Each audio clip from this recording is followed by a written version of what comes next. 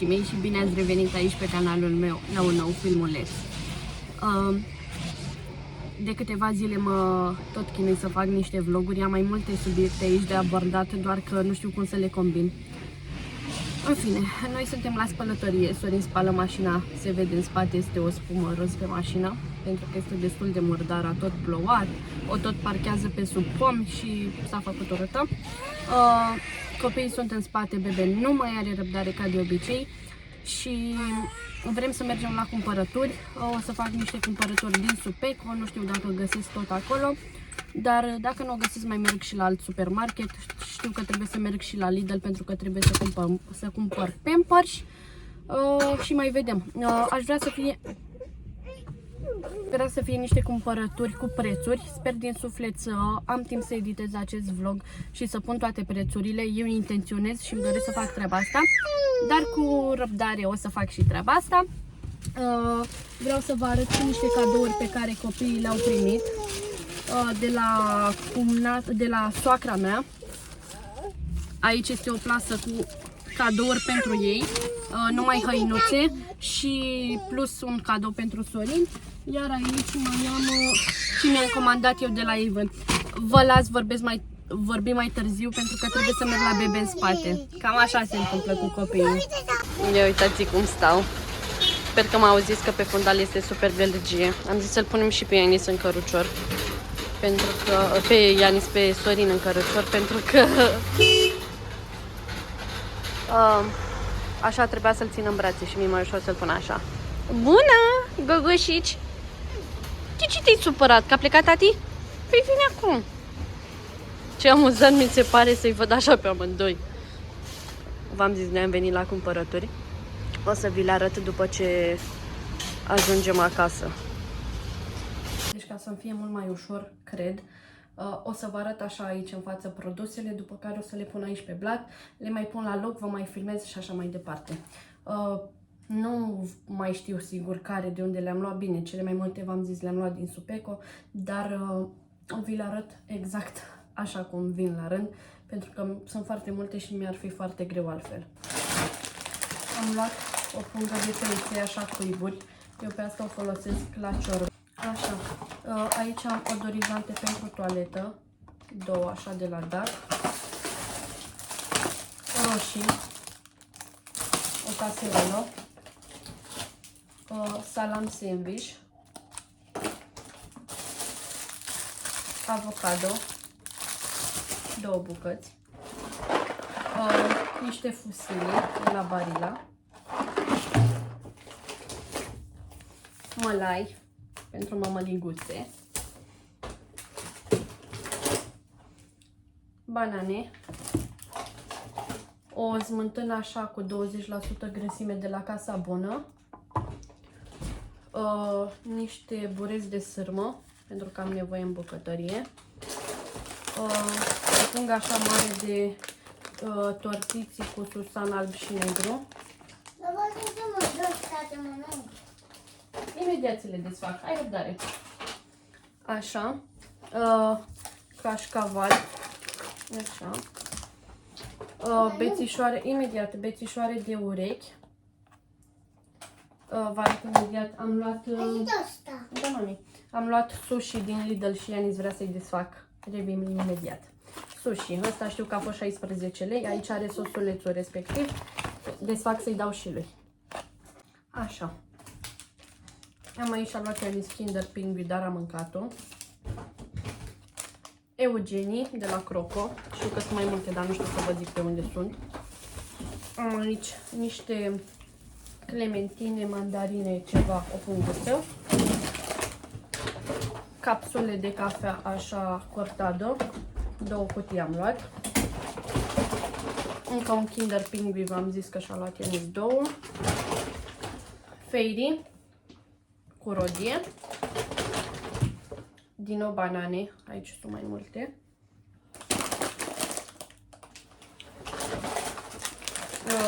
Crackers, așa cu pizza. Ceapă roșie, 4 bucăți. Un salam de la Cristim, așa bănățean, din ăsta uscat. Sper că nu vi le-am arătat prea repede. Brânză pufoasă de la Delaco. Aici am mai găsit o clementină. Văd că și-a luat Sorin o sticlă de suc Fanta Zero, așa de portocale. Nu-mi place. Vă arăt imediat. Următoarea plasă. Dacă aș putea să o și ridic.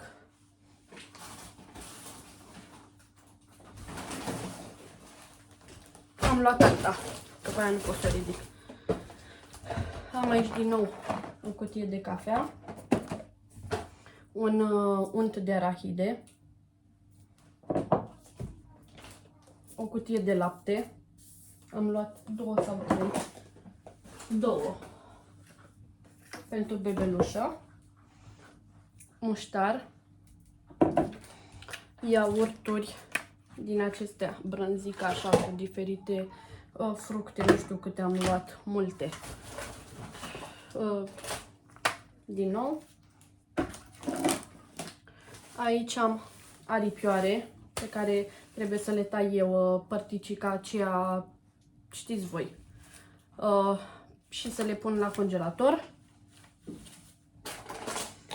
Am luat 4 pateuri așa de porc pentru că Sorin mănâncă. Încă o pungă de crackers cu pizza. Din nou 2 avocado, pentru că dau lui bebe, ea nici nu mai mănâncă avocado înainte mânca. Niște iaurturi așa cu cereale pentru dimineața. Am luat multe, 7 cred că am luat. O margarină așa, unirea original. Mai folosesc eu la mâncare.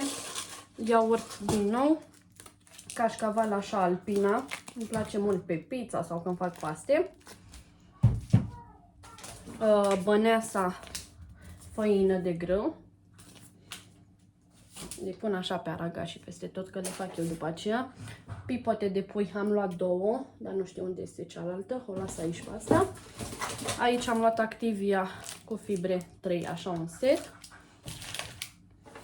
Sorin și-a luat puțină brânză care s-a nenorocit aici în punguță, s-a zdrobit, de capră. 12 lei asta, am prețul aici și vi-l spun, telemea de capră. Bucățica aceasta pe care îl mănâncă la o masă, 12 lei. Mi-am luat eu niște ciuperci, așa la borcan. Din nou o Eugenie. Mi-am mai luat piept de pui, să-l bag la congelator. Încă o smântână Casa Bună. Treferseau așa la pahar micuț, că nu o consumăm pe toată dată. Am luat o cutie așa cu măsline, o găletușă. Ada, nu știu, n-am mâncat niciodată. Am mai luat încă un cașcaval așa. Am luat 2. Am luat 2 bucăți așa de cașcaval. Imediat pun și pe asta. Am mai luat aici Pampers pentru bebe de la Lupilu numărul 4. 2 baxuri, doar că trebuie să mai iau, nu mi-ajung 2. Vă arăt așa de aici, că nu pot să o ridic. Mi-am luat așa din Triumf pentru bucătărie. O caserolă, o cutie așa de mazăre Bonduel, pentru că am de gând să fac salată biuf pentru sărbători. Din nou iaurturi cu cereale. Asta este cu căpșun. Șervețele așa de la Huggies. Am luat cred că 3 pachete, 1 albastru și 2 verzi pentru copilaj. Aici este grămada cere vârf, sper să nu cadă. Șervețele uscate, pentru că eu nu țin după mine șervețele uscate și Sorin mă ceaptă tot timpul că eu nu am șervețele uscate în geantă. Și am zis hai să-mi iau, să-mi ajungă, să nu mai zic altă dată că nu am. Din nou, crackers din ăștia cu pizza. Știți de ce am luat atâtea? Pentru că, cred că 5 sau 6 pungi, n-am luat eu, Sorin și-a luat, pentru că le ia la pachet împreună cu o sticluță de lapte din aceea Sana. Vă arăt imediat. Aici mi-am luat persil XXL. Îmi doream să-l iau pe acela la 5 litri, doar că nu l-am găsit. L-am găsit pe ăsta la 4. Pe ăsta știu să vă spun că am dat 72 de lei, 4 litri. Mai mult de o lună nu mi-ajunge. Balsam de rufe mi-am luat așa de la Lenor. Mi-am luat 2, pentru că scrie aici 57 de spălări, dar nu mi-ajung mai mult de nu știu câte mașini să vă zic, dar 2-3 pe lună consum. Aici am luat o margarină așa de la Delma.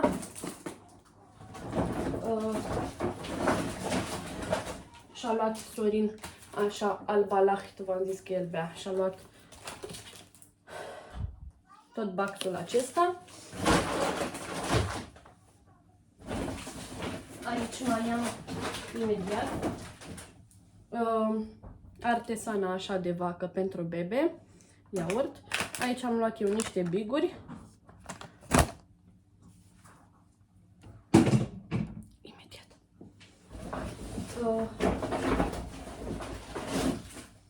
Încă un artesana, încă o Eugenie, v-am zis, sunt toate peste tot, nu știu. Acum ca să vede aici în cameră. Așa, am luat 4 bidoane de apă pentru copii, pentru lapte praf și pentru Ianis de la Aquatic. 4 am luat. Și mai am aici o pungă, pe care vă arăt imediat, doar că nu mai pe ce să o urc aici. Am mai luat așa pentru Ianis Actimel, am găsit tot pe asta cu 8. Să-i mai dau... Gata. Așa. Mi-am mai luat o sticlă de ulei, mi-am luat una singură pentru că mai am una neîncepută. Nu vreți să vedeți aici, vă arăt după aceea. Am luat fântâna asta de gătit, așa, crema asta de la Olympus, 2 mi-am luat. 5 lei fiecare, 5 lei și ceva fiecare. Am luat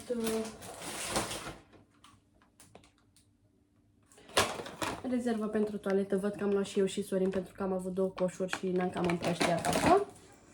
Salată cu icre, cu crab și ceapă, asta cu lămâie, mie mi se pare cea mai bună. Am luat 2.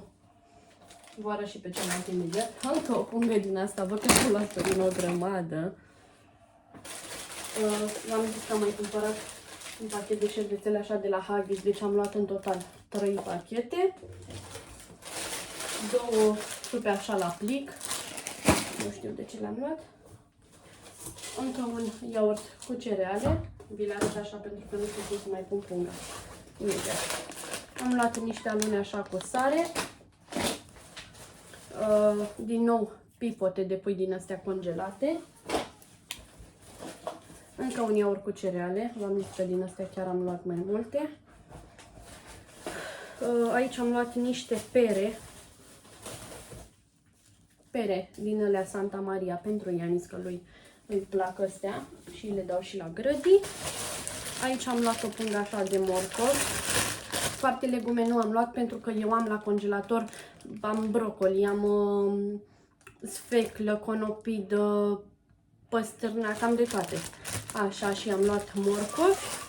Și aici mai am încă o salată așa cu icre. V-am zis că am luat 2. Deci tind eu să cred că astea au fost cumpărăturile. Nu știu dacă o să apuc să le pun prețurile, v-am zis, dar vă mai zic încă o dată. La Supeco am dat 850 de lei, iar la Lidl 250 de lei. Și acum realizez că nu mi-am luat o grămadă de chestii. Nu-i mi spun să din treaba asta, că nebunește. Așa, deci cam asta am luat noi acum de la cumpărături. Voiam inițial să vă arăt în episodul acesta de vlog și cadourile pe care copiii le-au primit. Din nou, luna asta chiar au primit o grămadă de cadouri. Doar că nu vi le mai arăt pentru că oricum este vlogul foarte încărcat, așa că vi le arăt într-un alt episod de vlog. Și cam atât. Cam astea au fost cumpărăturile pe care noi le-am făcut. Vă las, mă apuc să le pun la loc și când am timp, ori mă apuc să pun și prețurile. Am aici, asta ca să înțelegeți, un singur bon. Mi-am mâncat bebebonul, l-a prins și l-am cam mâncat așa. Vă arăt imediat. Ia uitați ce a făcut aici. Dar ca să vă faceți o idee, vă dați seama cât înseamnă să caut din fiecare prețul. Ia uitați cât este de lung. A fost mototolit în buzunar. Să caut așa din fiecare, ca să vă spun la fiecare. Dar dacă am timp și Sorin stă cu copiii, promit că vă pun și prețurile. Adică la editat.